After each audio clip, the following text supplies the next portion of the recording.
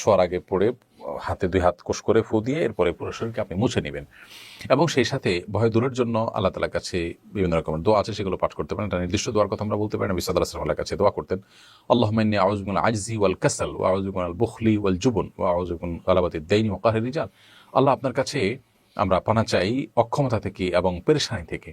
ওয়া আউযু মিনাল বুখলি ওয়াল জুবন, আল্লাহ আপনার কাছে আমি কৃপণতা থেকে এবং ভীরুতা থেকে, যে ভয় পাওয়া থেকে আমি আপনার কাছে পানা চাই। এই মর্মে আল্লাহ তাআলার কাছে দোয়া করবেন ইনশাআল্লাহ তাআলা। তাছাড়া ইমানদার আল্লাহ তাআলার উপর ভরসা রাখবে, আল্লাহর উপর ভরসা যত মজবুত হবে তত ইনশাআল্লাহ বিদিনা তার ভয় বিদরিত হবে। সাজিদুর রহমান আপনি লিখেছেন, আমার পিতা মারা গেছেন, পিতার নামে যে জমি আছে তা থেকে কিছু অংশ মসজিদে ওয়াকফ করা যাবে কিনা? পিতা মারা যাওয়ার পর পিতার নামের জমি ওয়াকফ করতে হলে সকল ওয়ারিসদের অনুমোদন লাগবে, কিংবা পিতার ওসিয়ত লাগবে। পিতা যদি ওসিয়ত করে যেতে থাকেন তার জীবদ্দশা, যে আমার মৃত্যুর পর আমার সম্পদ থেকে তোমরা মসজিদ নির্মাণ করবে এবং মসজিদের জন্য জমি ওয়াকফ করবে, এরকম যদি ওসিয়ত করে থাকেন তাহলে সেটি কার্যকর করতে হবে, যদি সেটা পিতার টোটাল সম্পদের 1/3 বেশি না হয়।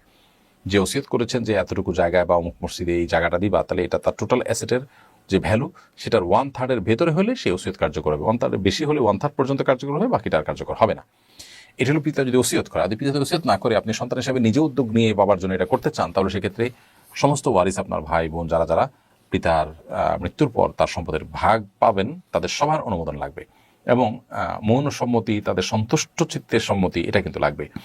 কারণ মানুষ মারা যাওয়ার সঙ্গে সঙ্গে তার সম্পদের মালিকানা চলে আসে তার সন্তানদের কাছে, বিদায় সন্তান এবং ওয়ারিসদের কাছে, বিদায় এখন আর মৃত ব্যক্তির আসলে মালিকানাটা নেই। আপনি চাইলেই সেটা যা খুশি করতে পারেন না, ওয়ারিসদের অনুমোদন লাগবে।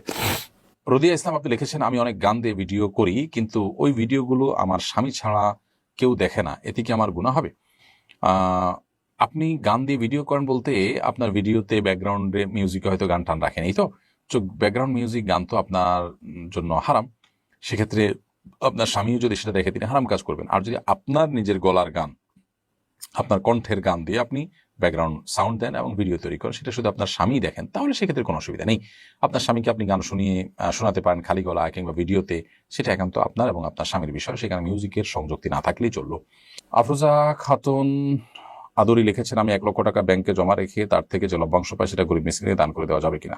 সুদী ব্যাংকে টাকা রেখে সেটা ইচ্ছাকৃতভাবে লভ্যাংশ পাবো দান করার নিয়তে, এরকম করা জায়েজ নেই, হারাম। কারণ আপনাকে হালাল টাকা দান করতে বলেছেন। হ্যাঁ, যদি আপনার ইচ্ছার বাইরে এসে গেছে এখন আপনি এটা দান করে দিচ্ছেন, সেটা ভিন্ন বিষয়। আপনি সোহাগ লিখেছেন, আমি একজন মুসলিম হয়ে হিন্দুদের